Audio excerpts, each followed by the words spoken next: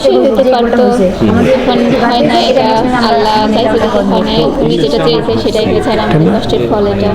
আপাতত উজবেকিস্তান নিয়ে আমরা চিন্তিত না, আমরা এখন নর্থ কোরিয়া নিয়ে চিন্তিত।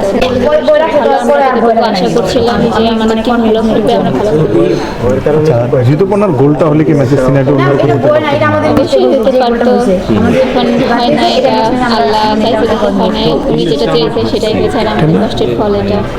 এখন 2-0 গোলে চায়নার সাথে হারলাম, পরের দুইটা ম্যাচে আসলে কি এটার এই ফলাফলটা আমাদেরকে উজ্জীবিত করবে কিনা? অবশ্যই, যেহেতু আমরা একটা বিষয় নিয়েই ভাবছিলাম যে চায়নার সাথে খেলা, ওরা চ্যাম্পিয়ন টিম হতে পারে, ওদের সাথে খেলবো, কীভাবে খেলবো, যেহেতু আমরা ওদের সাথে ফাইট করতে পারছি, ইনশাল্লাহ আমরা ফাইট করবো, ইনশাল্লাহ। উজবেকিস্তানের সাথে জিতলে আমরা মানে সেরা এইটাই উঠতে পারবো আশা করা যায়। মানে ওই ম্যাচটা তোমরা কি উজবেকিস্তানের খেলা আজকে দেখেছো, তোমার কাছে মনে হয় উজবেকিস্তান মানে হারাতে পারবো? আপাতত উজবেকিস্তান নিয়ে আমরা চিন্তিত না, আমরা এখন নর্থ কোরিয়া নিয়ে চিন্তিত। ওদের সাথে যেহেতু আগে খেলা, আমরা নর্থ কোরিয়ার খেলা নিয়েই চিন্তিত বেশি। ফিদা, প্রথম থেকে একদম যে কোয়ালিফাই করার আগ পর্যন্ত আপনি ক্যাপ্টেন ছিলেন, এবং কি যে অ্যাজ এ ক্যাপ্টেন হিসেবে আসলে এটা কতটা গর্বের আজকের এই টুর্নামেন্টে খেলা বা সবাইকে নেতৃত্ব দেওয়া? অবশ্যই গর্বের বিষয়, কারণ যেহেতু কোয়ালিফায়ার সময় আমি ক্যাপ্টেন ছিলাম, এখন আলহামদুলিল্লাহ অনেক দর্শক ছিল সিডনিতে বাংলাদেশি, যারা আসলে লাল সবুজ আপনারা দেখছেন, আপনাকে চিয়ার আপ করতেছিল। এই যে এটা কেমন লাগে আসলে?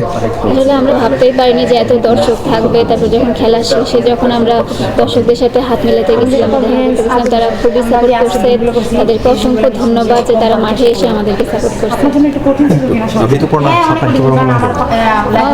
সে যে হচ্ছে মায়ানমারের বিপক্ষে যেরকম শট করেছে, তারপরে সাফে নেপালের বিপক্ষে ফাইনালে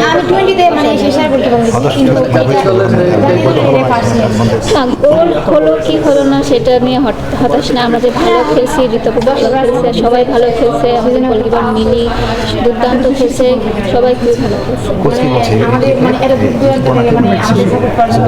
আমি সবাই বলতে পারবো না, ওনার সাথে হয়তো কথা